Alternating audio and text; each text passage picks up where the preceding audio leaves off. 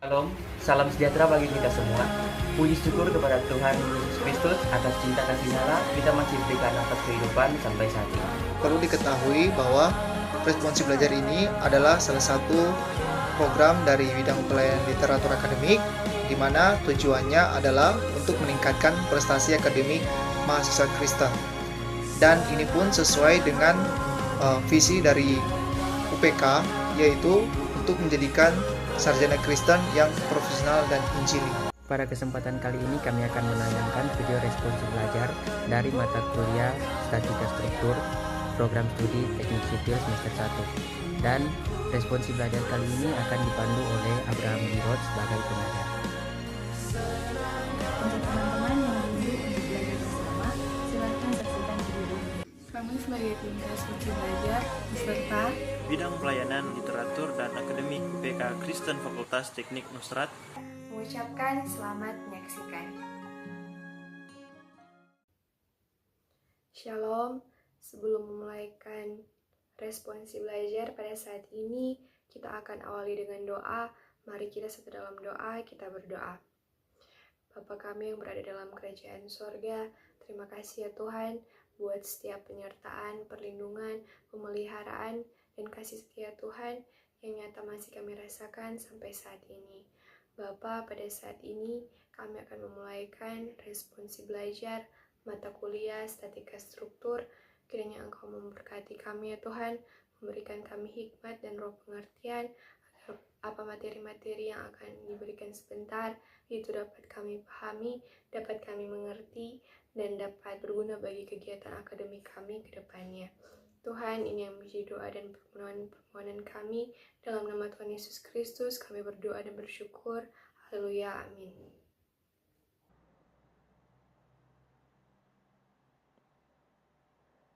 Shalom, bersyukur kepada Tuhan untuk penyertaannya dalam kehidupan kita, sehingga kita masih diberikan kesempatan untuk bertemu melalui video responsi di saat ini.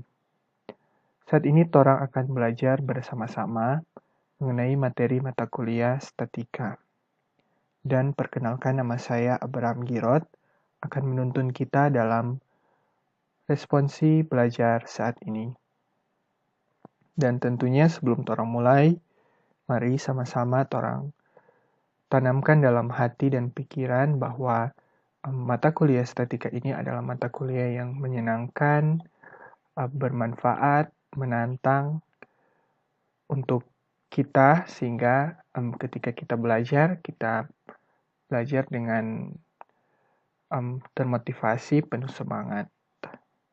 Dan tentunya juga ketika mau belajar Statika, sebaiknya kita memperkaya latihan soal supaya lebih mantap untuk belajar, dan juga kita bisa melihat berbagai referensi textbook yang bisa membantu untuk lebih memahami materi Statika ini.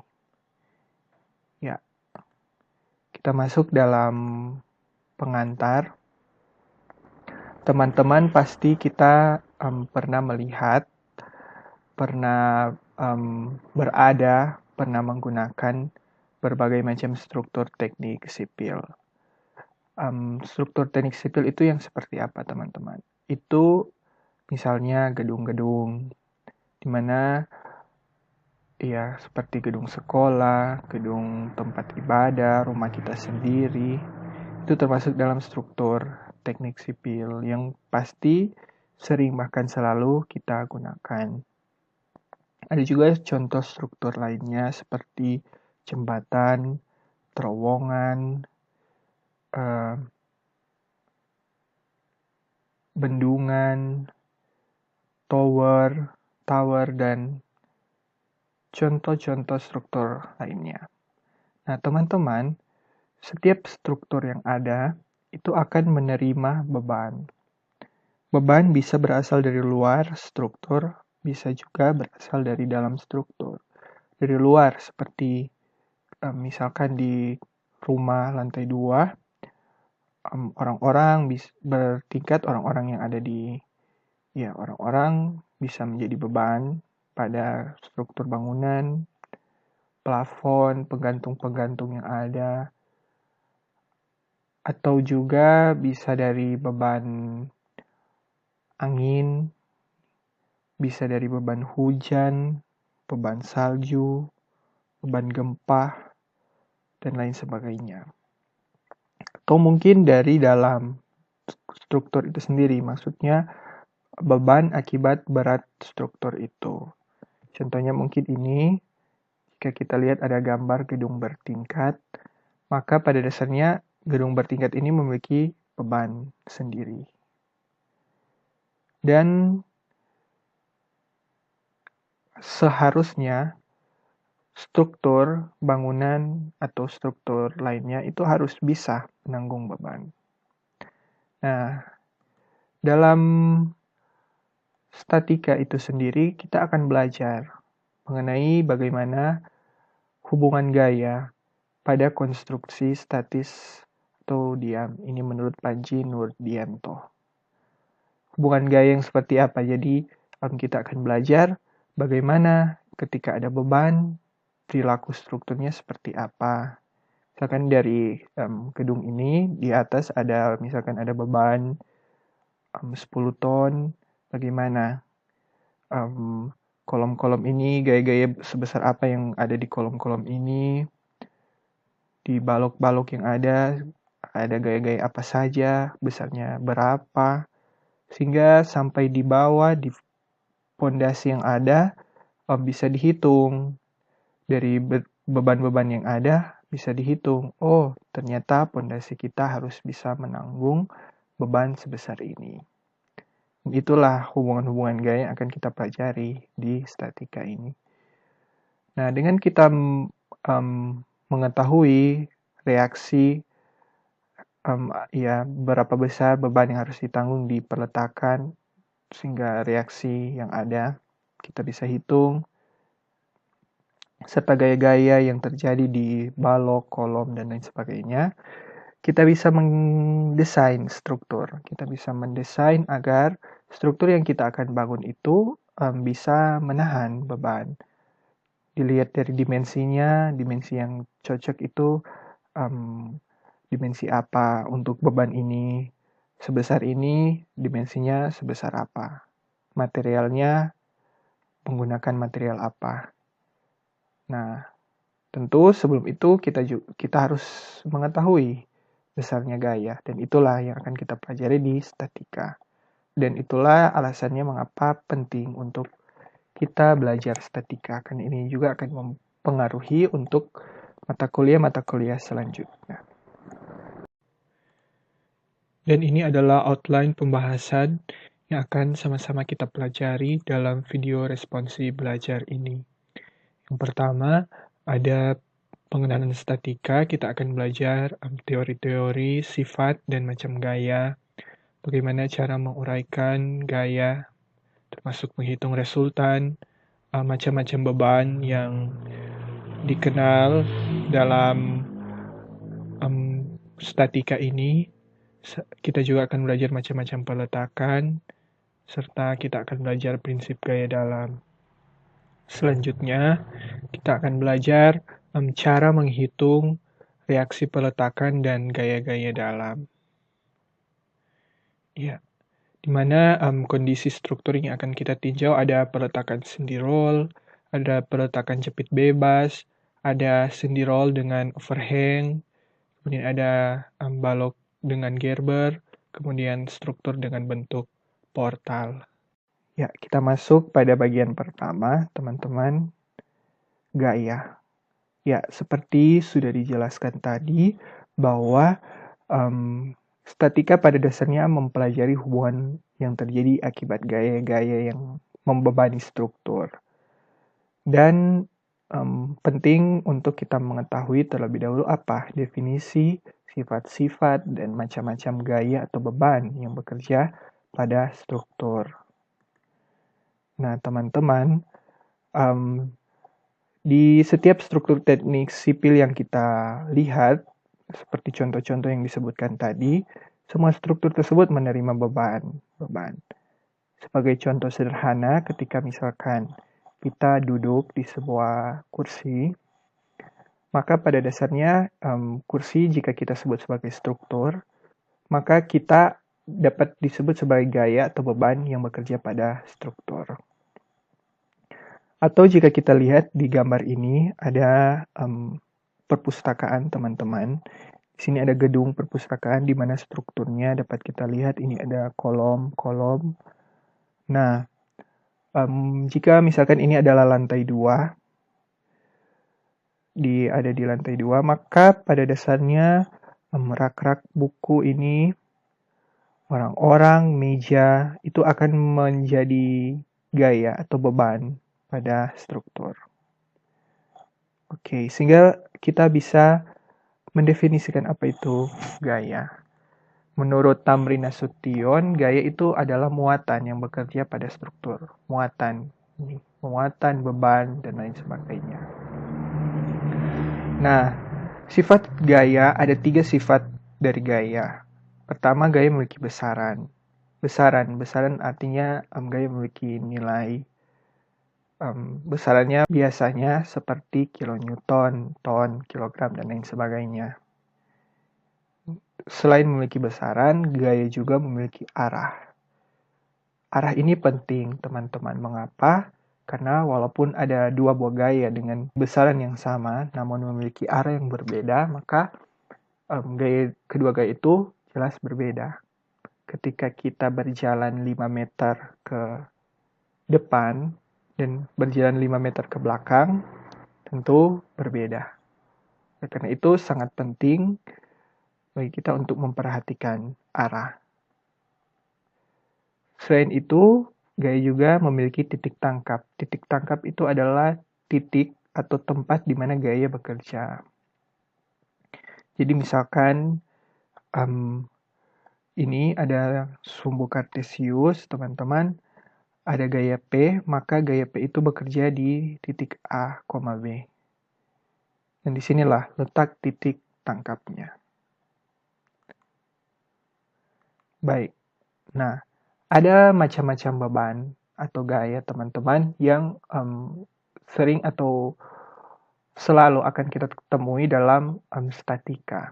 Nah, gaya-gaya ini, macam-macam gaya ini sebenarnya diklasifikasikan berdasarkan bentuknya.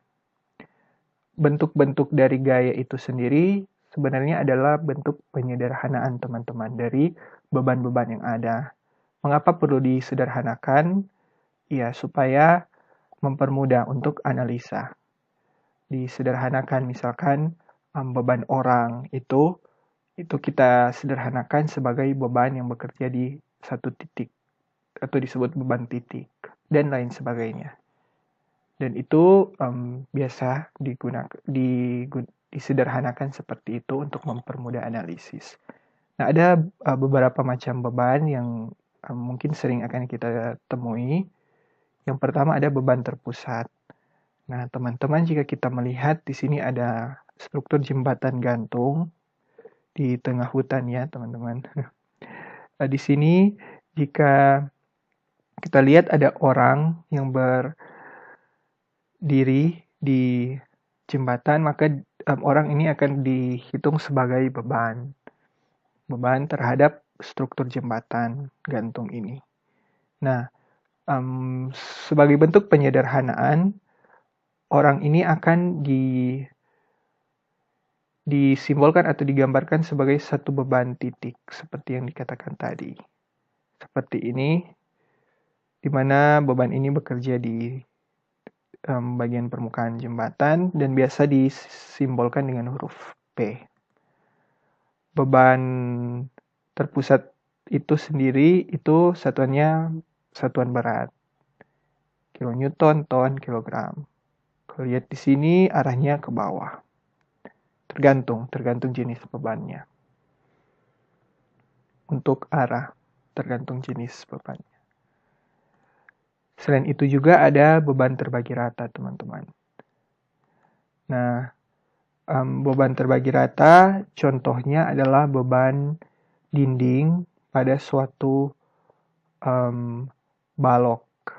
Kalau dalam gambar ini batu bata ini akan dilihat sebagai beban terbagi rata terhadap bagian di bawahnya, bagian tempat dia bertumpu.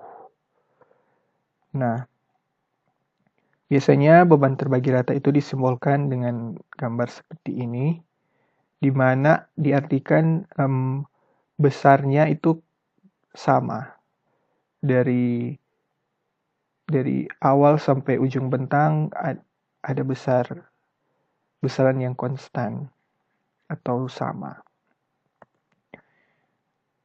Nah, biasanya beban terbagi rata itu ya digambarkan dengan gambar begini dan satuannya adalah berat per panjang.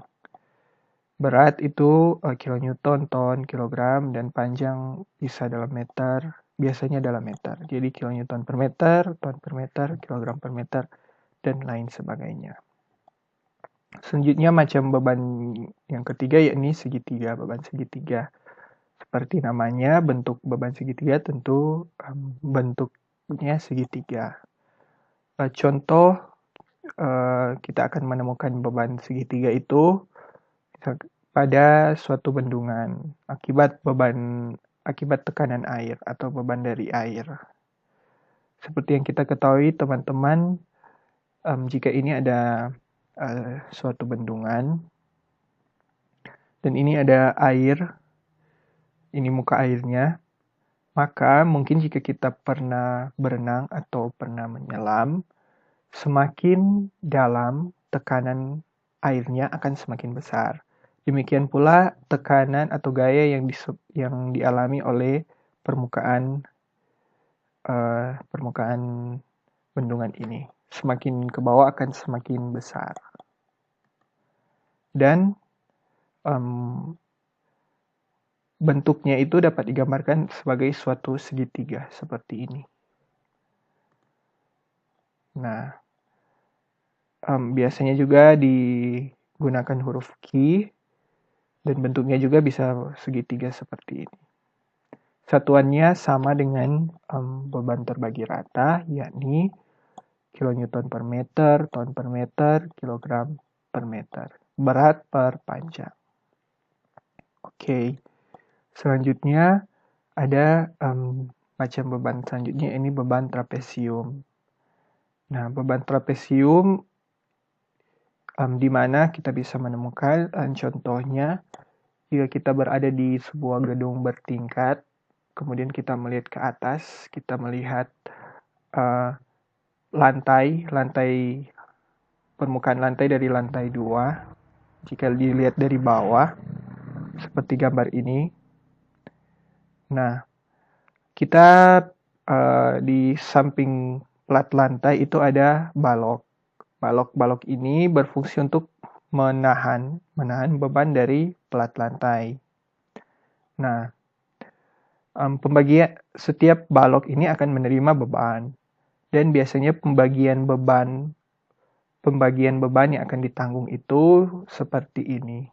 Jadi bagian yang di sini menanggung sebesar ini, bagian yang di sini menanggung sebesar ini, dan seterusnya. Sehingga bagian yang di sini dan di sini bisa dikatakan menerima beban trapesium. Ya, dalam analisis biasanya kita bisa melihat beban ini sebagai beban segitiga dan beban terbagi rata. Satuannya itu berat per panjang. Selain itu juga ada jenis beban lainnya yakni momen lentur. Momen lentur, jika momennya berbentuk seperti ini dapat menyebabkan struktur ini melentur, terangkat seperti ini atau seperti tergantung arah putaran momen. Ya, mungkin contoh yang bisa kita lihat untuk menggambarkan bagaimana momen itu bekerja, misalkan mistar, jika kita pegang kedua ujungnya, kemudian kita tekuk ke atas, itu seperti kita memberikan momen lentur kepada mistar. Nah, satuan dari momen itu, seperti yang kita ketahui, momen itu gaya kali jarak. Jadi, gaya bisa dalam Newton, bisa dalam ton, dan satuan gaya atau berat lainnya dengan jarak meter atau satuan jarak lainnya. Sehingga biasanya ya satuannya itu Newton meter, ton meter, dan lain sebagainya. Intinya gaya kali jarak. Selain momen lentur ada juga momen torsi, di mana beban yang menyebabkan jika ini anggaplah ini sebuah dinding dan ini ada sebuah balok, maka momen torsi itu dia menyebabkan balok ini berputar terhadap bidang penampangnya. Seperti jika kita memegang pulpen, pena dengan dua tangan, kemudian kita putar, berputar mengikuti penampangnya. Itu beban momen torsi. Oke.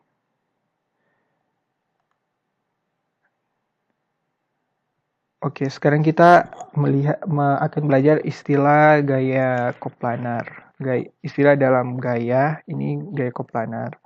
Nah, biasanya gaya itu bekerja tidak hanya satu gaya, tapi lebih dari satu. Nah, ketika dua atau lebih gaya dengan garis kerja atau gayanya itu sendiri bekerja pada satu bidang dua dimensi yang sama. Kalau terang lihat di gambar ini satu bidang dua dimensi ya, sumbu X dan sumbu Y. Ada P1 dan P2. Maka itu disebut sebagai gaya koplanar ketika dia bekerja pada bidang yang sama. Nah, gaya koplanar itu ada 3 sistem yang biasa dikenal, yakni sistem konkuren, tidak konkuren, dan sistem paralel. Kita dapat dengan mudah membedakan ketiga sistem ini, yakni kalau sistem konkuren itu dia titik tangkapnya sama. Jadi kalau ada 2 gaya, 3 gaya, ketika dia titik tangkapnya sama, itu disebut sebagai sistem konkuren. Sebaliknya kalau tidak konkuren berarti titik tangkapnya berbeda. Letak titik tangkapnya berbeda. Bagaimana dengan sistem paralel? Kalau sistem paralel, garis kerjanya, kalau ini terang ini perpanjang, dia tidak akan berpotongan. Atau dia sejajar antara gaya satu dengan gaya lainnya. Ini disebut sebagai sistem paralel. Baik. Oke. Tadi kita sudah belajar mengenai definisi gaya, macam-macam gaya, sifat-sifat, serta istilah yang ada.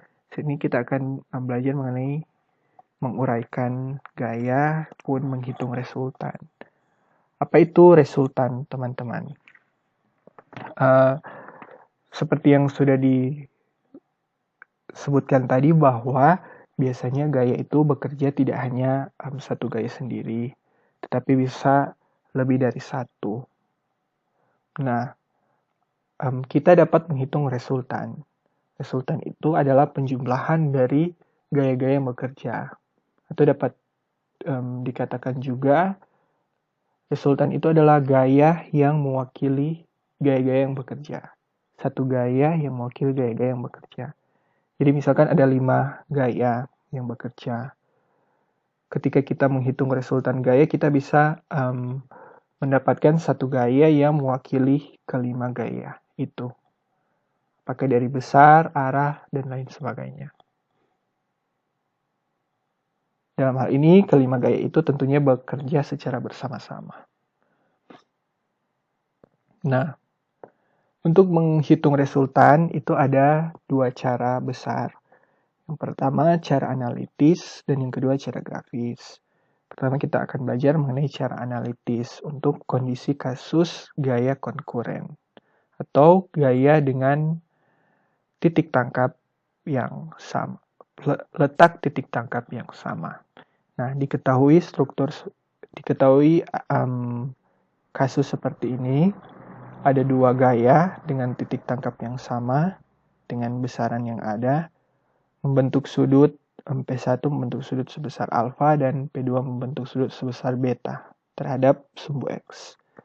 Nah, ditanya resultan gaya, besar, dan arahnya. Kita ketahui sifat gaya ada besar, arah, dan titik tangkap. Untuk titik tangkap, karena ini konkuren, maka resultannya titik tangkapnya pasti ada di lokasi yang sama dengan gaya-gayanya P1 dan P2. Tinggal berapa besarnya dan kemana arahnya. Oke, penyelesaiannya. Pertama kita menguraikan gaya. Kita akan uraikan gaya itu ke sumbu X dan ke sumbu Y. Mengapa? Karena kita ini masing-masing gaya membentuk sudut tertentu. Agar bisa dijumlahkan, karena kita akan mencari resultan, tentu dia harus berada pada sumbu atau sumbu yang sama. Untuk menguraikan gaya, dalam hal ini kita lihat P1 membentuk sudut alfa. Nah, untuk mencari, untuk menguraikannya ke sumbu X, berarti kita mengalihkan P1 itu dengan cos alfa. Nah, kalau kita lihat segitiga yang ada di sini, P1 itu dapat digambarkan sebagai bagian miring. Kemudian yang kita cari itu bagian horizontalnya, bagian samping dari sudut theta ini. Jadi, ketika kita ingin mencari samping, maka kita bisa menggunakan cos theta, samping per miring, kemudian dikalikan dengan miring. Miring itu P1. P1 dikalikan dengan cos theta, itu samping per miring dikalikan dengan miring. Tersisa miring dan miring saling menghabiskan, tersisa samping. Sehingga kita menemukan P1 jika diuraikan ke sumbu X. Nah, demikian juga ketika kita ingin menguraikan ke sumbu Y, berarti kita akan mencari depan. Kalau kita mencari depan, berarti kita gunakan sin theta. Depan per miring dikalikan dengan P1 yang sebagai miring, kita bisa mendapatkan P1 jika diuraikan ke sumbu Y. Ini P1 sin alfa. Jika sudutnya itu ada di sini, alfanya ada di sini, berarti kita harus melihat kembali aturan trigonometri yang kita gunakan. Nah, setelah P1 kita uraikan, kemudian P2. Caranya sama, kita uraikan ke arah sumbu Y dan ke arah sumbu X. Setelah kita uraikan, maka kita hitung jumlah atau resultan gaya dari tiap sumbu. Di sumbu X maupun di sumbu Y. Nah, di sumbu X itu ada dua buah gaya, yakni P1 cos alfa dan P2 cos beta. Kita lihat bahwa arahnya berbeda.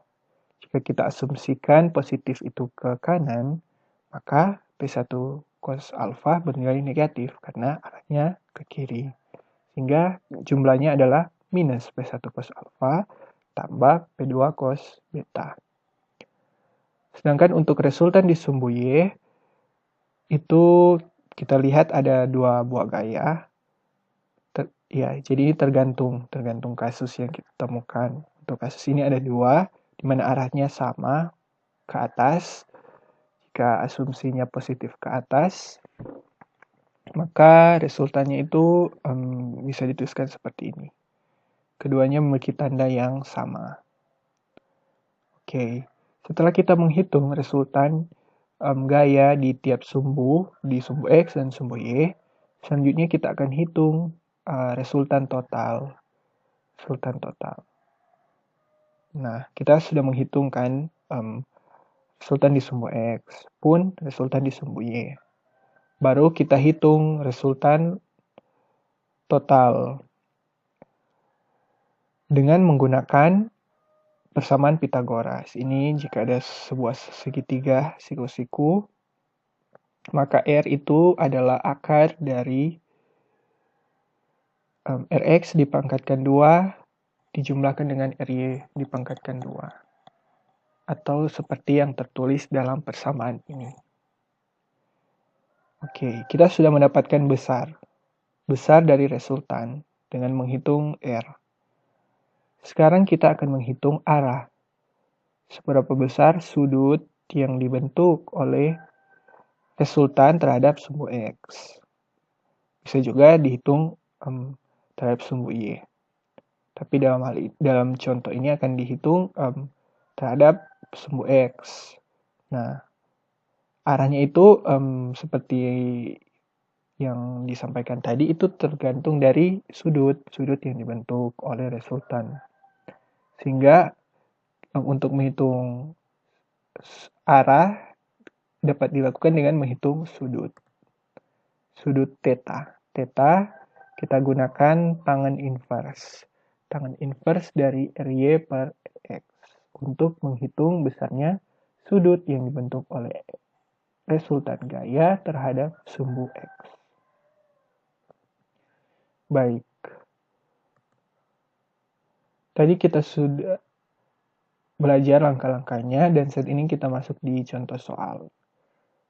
Oke, diketahui ada dua buah gaya P1 dan P2 dengan besar masing-masing seperti yang tertulis di sini dan membentuk sudut P1 alfa sebesar alfa dan P2 sebesar beta terhadap sumbu X. Apa ini sumbu X dan ini sumbu Y. Nah, ditanya adalah resultan gaya R besar dan arahnya. Oke, penyelesaiannya. Langkah pertama kita uraikan gaya ke arah sumbu X dan sumbu Y. Nah, jika sudutnya ada di sini, alfa ada di sini, maka untuk menghitung untuk menguraikan P1 terhadap sumbu X, maka kita mengalihkan P1 dengan cos alfa. Sedangkan untuk di sumbu Y kita kalikan dengan sin alfa. Dan untuk P2, jika beta berada di sini, maka jika kita ingin menghitung menguraikan P2 terhadap sumbu X, kita kalikan dengan cos beta, dan jika kita akan uraikan ke sumbu Y, kita kalikan dengan sin beta. Didapatkan hasil seperti ini. Nah, setelah kita menguraikan gaya P1 dan P2 terhadap sumbu X dan sumbu Y, maka langkah selanjutnya yaitu kita hitung resultan atau jumlah gaya di tiap sumbu. Kalau dalam hal ini sumbu X dan sumbu Y. Nah, kalau sumbu X, kita lihat di sumbu X itu ada gaya-gaya apa saja. Di sini ada P1X dan juga ada P2X. Dan kita lihat arahnya. Arahnya, jika kita asumsikan positif itu ke kanan, maka P1X otomatis bernilai negatif karena arahnya berlawanan dengan arah positif yang kita asumsikan. Sehingga resultan di X dapat kita tulis sama dengan min P1X tambah P2X.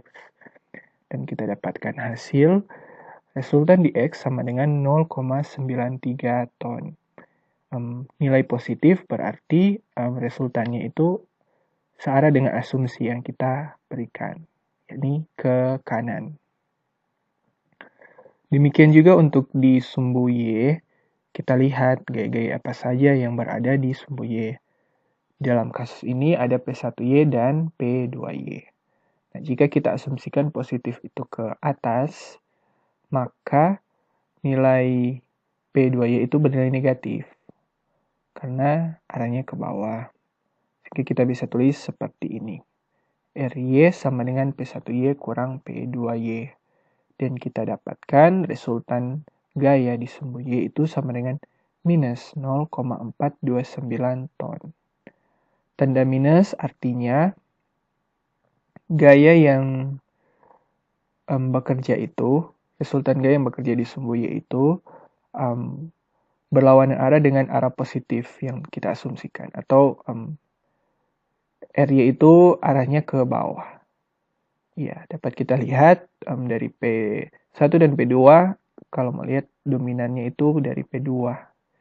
Jadi dapat dikatakan resultannya akan cenderung mengikuti P2, yakni ke bawah dan ke kanan. Oke, setelah kita menghitung resultan gaya dari tiap sumbu, selanjutnya kita hitung resultan total. Resultan total itu kita gunakan rumus Pythagoras, teman-teman. Kita kuadratkan resultan di X, kuadratkan resultan di Y, keduanya kita jumlahkan, baru hasil penjumlahannya kita akarkan, dan didapatkan resultan. Dalam hal ini, untuk kasus ini, resultan sama dengan 1,024 ton. Setelah kita mendapatkan besar dari resultan, selanjutnya kita akan hitung arah. Nah, arah itu ditunjukkan oleh sudut dari resultan. Nah, untuk mengukur seberapa besar sudutnya, kita menggunakan tangan inverse. Ya, theta sama dengan tangan inverse RY per Rx. Nah, jika ini resultan berarti ini adalah sebesar RY dan ini sebesar Rx. Maka kalau kita ingin menghitung sudut ini, sudut theta ini, berarti kita menggunakan tangan inverse. Tangan inverse yakni tangan inverse untuk RY dari sini sampai sini sebesar RY dibagi dengan Rx.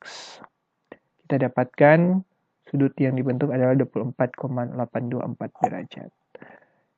Jika kita lihat mungkin ini kurang proporsional gambarnya, sehingga terlihat lebih dari 24 derajat. Tapi jika kita buat lebih proporsional, pasti akan terlihat 24 derajat. Baik.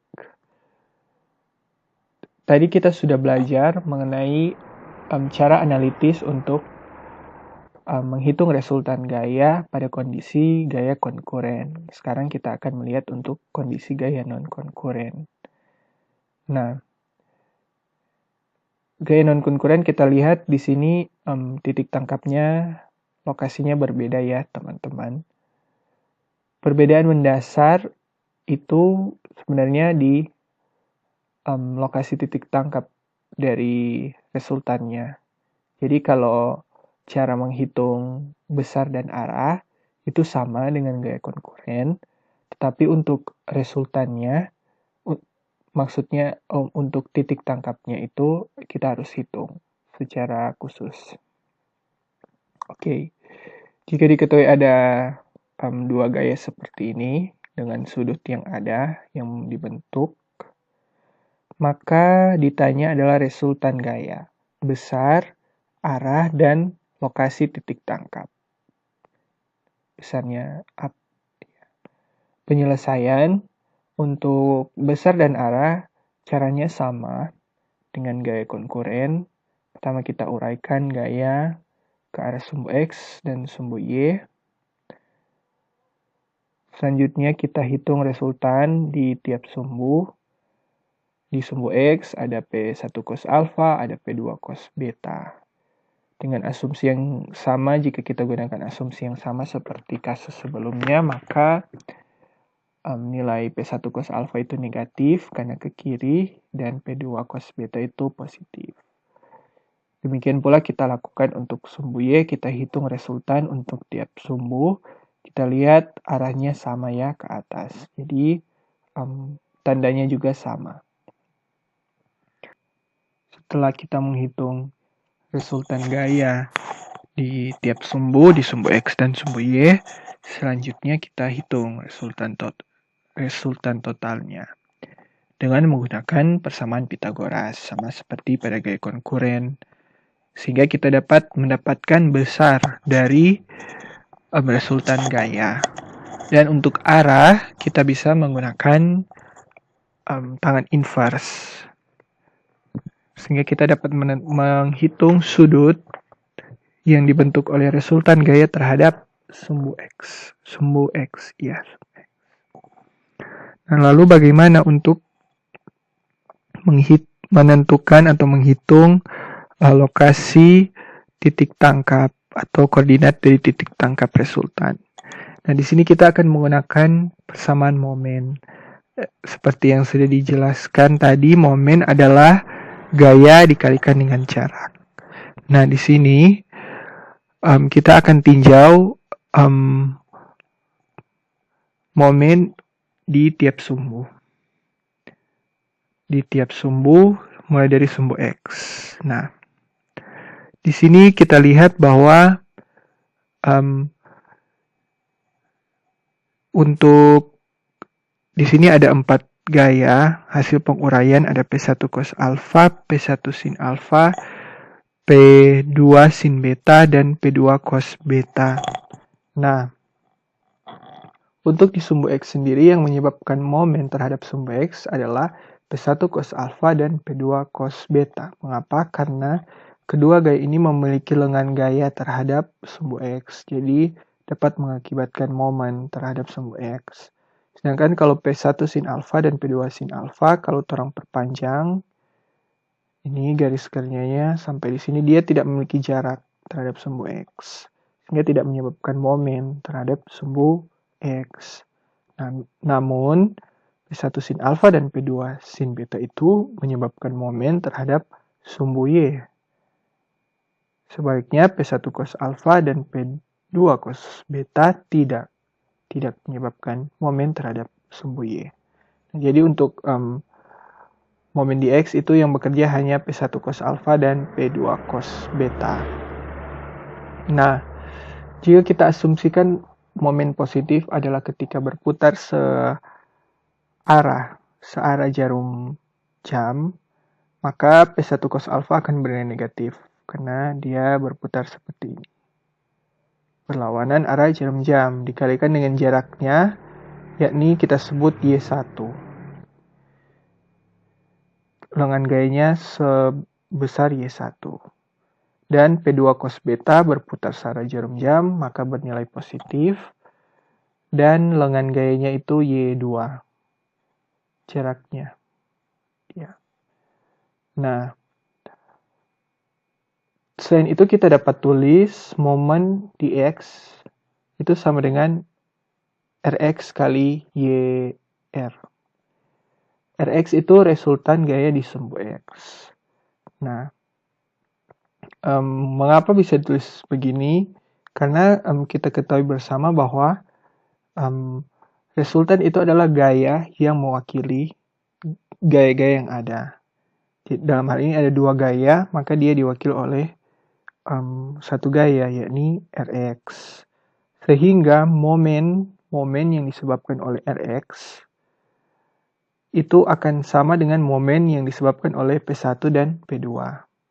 P1 cos alfa dan P2 cos beta. Sehingga momen di X itu dapat ditulis sebagai resultan gaya di sumbu X dikalikan dengan jaraknya. Kita sebut YR. Jika kita substitusikan persamaan ini ke persamaan sebelumnya, atau kita tulis resultan gaya di sumbu X, Rx kali YR sama dengan ini, maka kita bisa hitung YR besarnya berapa. Seperti ini. Nah, selanjutnya kita hitung untuk momen di sumbu Y. Gaya-gaya yang menyebabkan momen di sumbu Y yakni P1 sin alfa dan P2 sin beta. Nah, kita lihat arahnya. P1 sin alfa searah jarum jam, berarti positif. Dengan jarak kita sebut X1. Sedangkan P2 sin beta kita lihat putarannya berlawanan arah jarum jam, sehingga nilainya negatif. Dengan jarak lengan gaya kita sebut X2. Nah, dengan asumsi yang sama seperti pada momen di sumbu X, kita bisa tulis lagi momen di sumbu Y itu sama dengan momen yang disebabkan oleh resultan di sumbu Y, di mana besarnya itu resultan di sumbu Y dikalikan dengan jaraknya. Kita sebut XR. Nah, dengan mensubstitusikan juga persamaan kedua ini ke persamaan sebelumnya, kita bisa menghitung besar dari XR. Seperti ini. Nah, dengan demikian kita sudah menemukan koordinat dari titik tangkap resultan gaya yang ada, yakni XR, YR. Oke, tadi kita sudah belajar mengenai cara analitis untuk menentukan resultan. Nah, ini juga ada cara grafis. Cara grafis, yakni kita akan menggunakan gambar untuk menentukan besarnya resultan gaya. Semakin teliti alat ukur yang kita gunakan, maka akan semakin teliti hasil yang akan kita dapatkan jika kita menggunakan cara grafis. Nah, cara grafis itu ada satu cara yang disebut dengan poligon gaya. Oke, kita akan bahas mulai dari kasus gaya konkuren. Nah, apabila ada gaya-gaya seperti ini, ada dua buah gaya, konkuren karena titik tangkapnya sama, lokasinya. Untuk menghitung resultan gaya, caranya sederhana saja. Kita hanya memindahkan satu buah gaya ke akhir dari gaya lainnya. Misalkan gaya yang di bawah ini kita pindahkan ke sini, atau gaya yang di atas sini kita pindahkan ke sini. Awalannya ditaruh di akhiran sini. Seperti ini, teman-teman. Kemudian untuk menghitung resultan, secara sederhana kita bisa hubungkan. Kita hubungkan saja bagian awal yang ini ke bagian akhir. Kita hubungkan, kemudian kita hitung menggunakan mistar atau alat ukur lainnya. Itulah besar dari resultan. Sedangkan sudut atau arahnya kita tinggal hitung saja dengan menggunakan busur atau alat ukur sudut lainnya di sudut yang ini. Untuk kasus gaya non-konkuren, sama juga caranya. Jika ada gaya-gaya sebagai berikut, maka resultan dapat kita hitung, kita hubung-hubungkan. Misalkan gaya yang satu ini menjadi gaya awalan, kemudian gaya yang kedua ini akhirannya ditaruh di awal gaya pertama. Kemudian gaya yang ketiga yang ada di atas itu akhirannya ditaruh di awalannya ditaruh di akhiran gaya kedua. Sehingga menjadi seperti gambar yang ada di sini. Dan untuk menghitung resultan kita tinggal menghubungkan bagian awal ini dan bagian akhir. Dan arahnya juga bisa kita ketahui seberapa besar sudut yang dibentuk oleh resultan terhadap sumbu X atau sumbu Y. Tapi karena ini gaya tidak konkuren di mana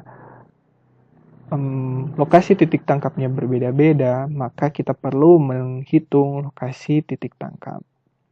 Nah, kita bisa menggunakan cara analitis yang telah dibahas sebelumnya.